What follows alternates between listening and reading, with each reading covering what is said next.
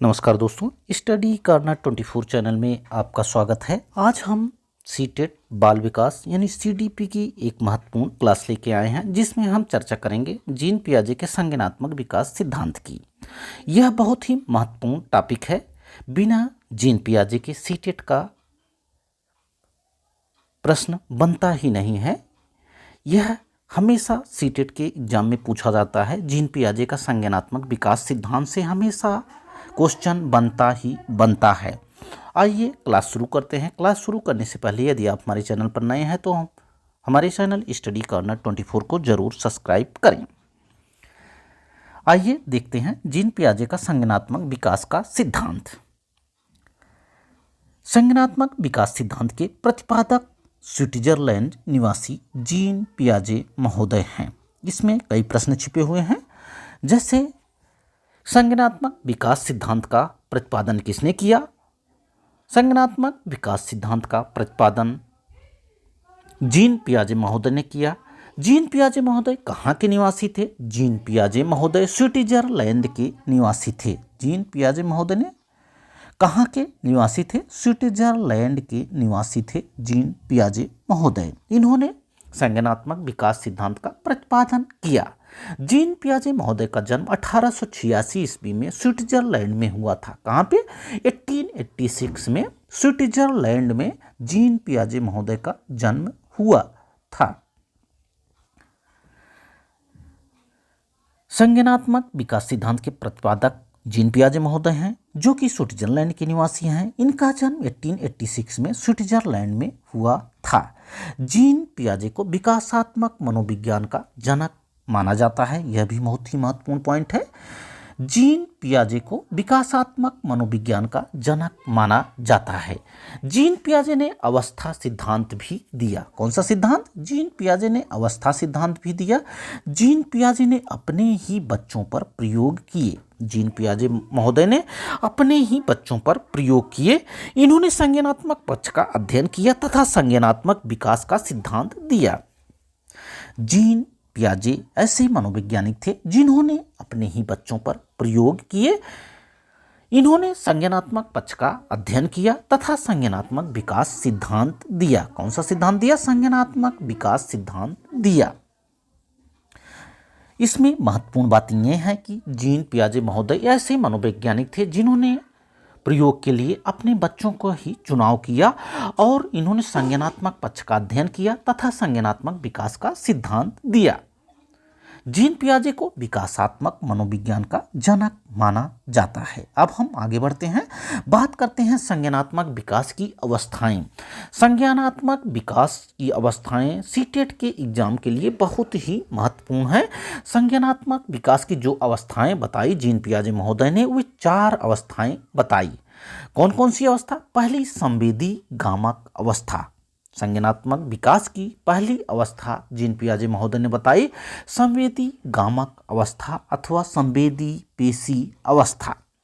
यह जन्म से 2 वर्ष तक होती है। इसको सेंसर मोटर स्टेज भी कहते हैं। संज्ञानात्मक विकास की जो पहली अवस्था बताई जीन पियाजे महोदय ने, संवेदी गामक अवस्था। संवेदी गामक अवस्था अथवा संवेदी पेशी अवस्था, यह जन्म से 2 वर्ष तक की अवस्था होती है। इसी को सेंसर मोटर स्टेज भी कहते हैं।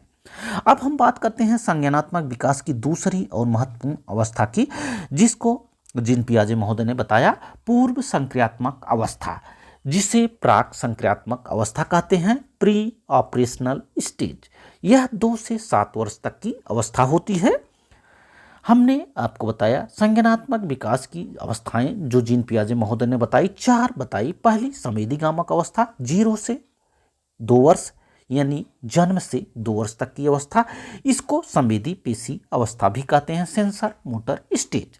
दूसरी अवस्था पूर्व संक्रियात्मक अवस्था, जिसे प्राक संक्रियात्मक अवस्था या प्री ऑपरेशनल स्टेज कहते हैं, 2 से 7 वर्ष तक की अवस्था होती है। तीसरी अवस्था को मूर्त संक्रियात्मक अवस्था कहते हैं। कॉन्क्रीट ऑपरेशन मूर्त संक्रियात्मक अवस्था, यह 7 से 11 वर्ष तक की अवस्था होती है। चौथी और अंतिम अवस्था जो संज्ञानात्मक विकास की जीन पियाजे महोदय ने बताई, औपचारिक संक्रियात्मक अवस्था, जिसे अमूर्त संक्रियात्मक अवस्था कहते हैं। फॉर्मल ऑपरेशन 11 से 18 वर्ष तक की यह अवस्था होती है।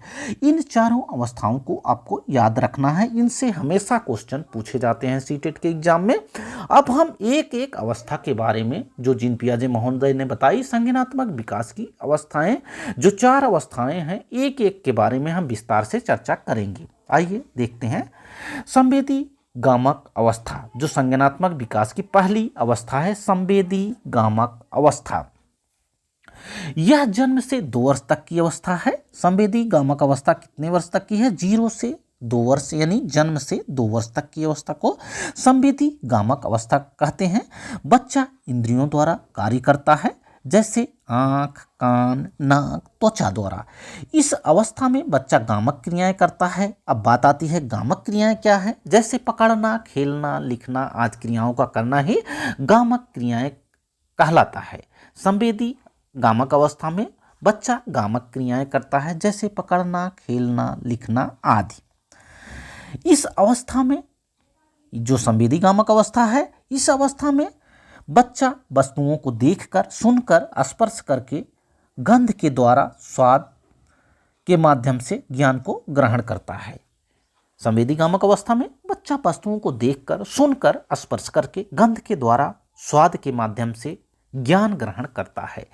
इस अवस्था में, यानी संवेदी गामक अवस्था में, बच्चा परिचितों का मुस्कान के साथ स्वागत करता है तथा अपरिचितों को देखकर भय प्रकट करता है। यानी परिचितों को देखकर वह प्रसन्न होता है और अपरिचितों को देखकर वह डरने लगता है।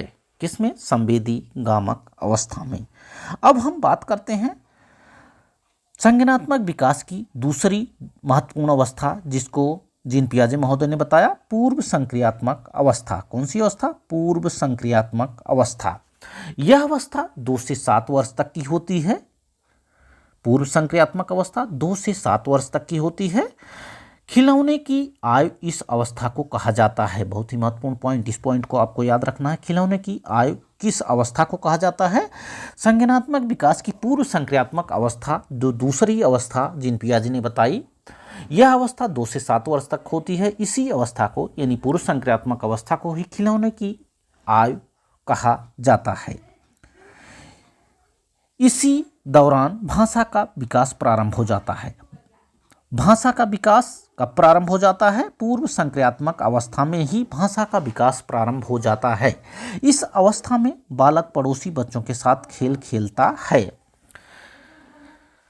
भाषा का विकास प्रारंभ, जो संज्ञानात्मक विकास की दूसरी अवस्था है, पूर्व संक्रियात्मक अवस्था है, उसमें प्रारंभ हो जाता है। जीन पियाजे महोदय ने बताया कि पूर्व संक्रियात्मक अवस्था में ही भाषा का विकास प्रारंभ हो जाता है। इस अवस्था में वस्तु अस्थायित्व का भाव जागृत हो जाता है। किसका भाव? वस्तु अस्थायित्व का भाव जागृत हो जाता है। इस अवस्था में बच्चा निर्जीव वस्तुओं को सजीव चिंतन करने लगता है। निर्जीव वस्तुओं में सजीव चिंतन करने लगता है। इसी अवस्था में अनुकरण करने की प्रवृत्ति पाई जाती है। इसी अवस्था में अनुकरण करने की प्रवृत्ति पाई जाती है, यानी पूर्व संक्रियात्मक अवस्था में अनुकरण करने की प्रवृत्ति पाई जाती है। अब हम आगे बढ़ते हैं, बात करते हैं मूर्त संक्रियात्मक अवस्था, जो संज्ञानात्मक विकास की तीसरी और महत्वपूर्ण अवस्था बताई जीन पियाजे महोदय ने। मूर्त संक्रियात्मक अवस्था, यह अवस्था 7 से 11 वर्ष तक होती है। इसको आपको भूलना नहीं है। वर्ष जो संज्ञानात्मक विकास की मूर्त संक्रियात्मक अवस्था है, यह तीसरी अवस्था है। यह अवस्था 7 से 11 वर्ष तक होती है। इस अवस्था में बालक चिंतन और तर्क करना शुरू कर देता है। इस अवस्था में बालक मूर्त चिंतन करना प्रारंभ कर देता है। जब भी बात की जाएगी कि बालक मूर्त चिंतन करना प्रारंभ किस अवस्था में कर देता है, तो बालक मूर्त चिंतन करना मूर्त संक्रियात्मक अवस्था में प्रारंभ कर देता है। किसमें? मूर्त संक्रियात्मक, संज्ञानात्मक विकास की जो मूर्त संक्रियात्मक अवस्था है, उसमें बालक मूर्त चिंतन करना प्रारंभ कर देता है। इस अवस्था में बच्चा गणितीय संक्रियाएं करना भी सीख लेता है, यानी गणितीय संक्रियाएं करने लगता है। किसमें? मूर्त संक्रियात्मक अवस्था में बच्चा गणितीय संक्रियाएं करने लगता है। अब हम बात करते हैं चौथी और लास्ट अवस्था जो जीन पियाजे महोदय ने बताई संज्ञानात्मक विकास की। चौथी अवस्था है औपचारिक संक्रियात्मक अवस्था। औपचारिक संक्रियात्मक अवस्था यह संज्ञानात्मक विकास की चौथी अवस्था है। यह 11 से 18 वर्ष तक की अवस्था है। कितने वर्ष तक की? 11 से 18 वर्ष तक की अवस्था औपचारिक संक्रियात्मक अवस्था कहलाती है। इस अवस्था में बच्चा अमूर्त चिंतन करना प्रारंभ कर देता है। कैसा चिंतन? अमूर्त चिंतन करना प्रारंभ कर देता है, यानी स्मरण मनन आदि करता है। इस अवस्था में परिकल्पनात्मक चिंतन पाया जाता है। परिकल्पनात्मक चिंतन किस अवस्था में पाया जाता है? औपचारिक संक्रियात्मक अवस्था में परिकल्पनात्मक चिंतन पाया जाता है। ये 4 अवस्थाएं बहुत ही महत्वपूर्ण हैं जीन पियाजे की संज्ञानात्मक विकास की। और इसी औपचारिक संक्रियात्मक अवस्था में मानसिक योग्यताओं का पूर्ण विकास हो जाता है। बच्चे के मानसिक योग्यताओं का पूर्ण विकास किस अवस्था में हो जाता है? औपचारिक संक्रियात्मक अवस्था, यानी जीन पियाजे की जो चौथी एवं महत्वपूर्ण अवस्था है संज्ञानात्मक विकास की, औपचारिक संक्रियात्मक अवस्था, उसमें मानसिक योग्यताओं का पूर्ण विकास हो जाता है। जीन पियाजे की संज्ञानात्मक विकास की चारों अवस्थाओं को आपको विशेष करके ध्यान रखना है। इससे सीटेट के एग्जाम में क्वेश्चन पूछे जाते हैं। संवेदीगामक अवस्था जन्म से 2 वर्ष तक, पूर्व संक्रियात्मक अवस्था 2 से 7 वर्ष तक, मूर्व संक्रियात्मक अवस्था 7 से 11 वर्ष तक, औपचारिक संक्रियात्मक अवस्था 11 से 18 वर्ष तक। एक एक के बारे में हमने आपको बता ही दिया, आप इसको ध्यान से पढ़ लीजिए। अब हम आगे बढ़ते हैं और बात करते हैं जीन पियाजे का शिक्षा में क्या योगदान रहा। जीन पियाजे का शिक्षा में क्या योगदान रहा उसकी चर्चा हम कर लेते हैं। जीन पियाजे ने बाल केंद्रित शिक्षा पर बल दिया। जीन पियाजे महोदय ने बताया कि बाल केंद्रित शिक्षा जरूरी है। बाल केंद्रित शिक्षा पर ही बल दिया, ना कि शिक्षक केंद्रित शिक्षा पर। जीन पियाजे ने बालक को महत्वपूर्ण समझा और बाल केंद्रित शिक्षा पर बल दिया। जीन पियाजे ने आत्मीकरण, समायोजन, संतुलनीकरण, स्कीमा जैसे नवीन संप्रत्ययों का प्रयोग करके शिक्षा के क्षेत्र में महत्वपूर्ण योगदान दिया। किसमें? जीन पियाजे ने आत्मीकरण, समायोजन, संतुलनीकरण, स्कीमा जैसे नवीन संप्रत्ययों का प्रयोग करके शिक्षा के क्षेत्र में महत्वपूर्ण योगदान दिया। अब स्कीमा क्या है? स्कीमा वातावरण द्वारा अर्जित संपूर्ण ज्ञान का संगठन ही स्कीमा कहलाता है। वातावरण द्वारा अर्जित संपूर्ण ज्ञान का संगठन ही स्कीमा है। स्कीमा को आपको जान लेना है। वातावरण द्वारा अर्जित संपूर्ण ज्ञान का संगठन ही स्कीमा है। जीन पियाजे ने आत्मीकरण, समायोजन, संतुलनीकरण, स्कीमा जैसे नवीन संप्रत्ययों का प्रयोग करके शिक्षा के क्षेत्र में महत्वपूर्ण योगदान दिया। जीन पियाजे ने बालक केंद्रित शिक्षा यानी बाल केंद्रित शिक्षा पर बल दिया। आपको ध्यान रखना है, जीन पियाजे ने किस शिक्षा पर बल दिया? बाल केंद्रित शिक्षा पर बल दिया। आशा है कि आज की क्लास में जो बातें हमने आपको बताई आपको समझ में आई होंगी। क्लास अच्छी लगी हो तो क्लास को लाइक करें, शेयर करें और हमारे चैनल स्टडी कॉर्नर 24 को जरूर सब्सक्राइब करें। Thanks for watching this video. Thank you.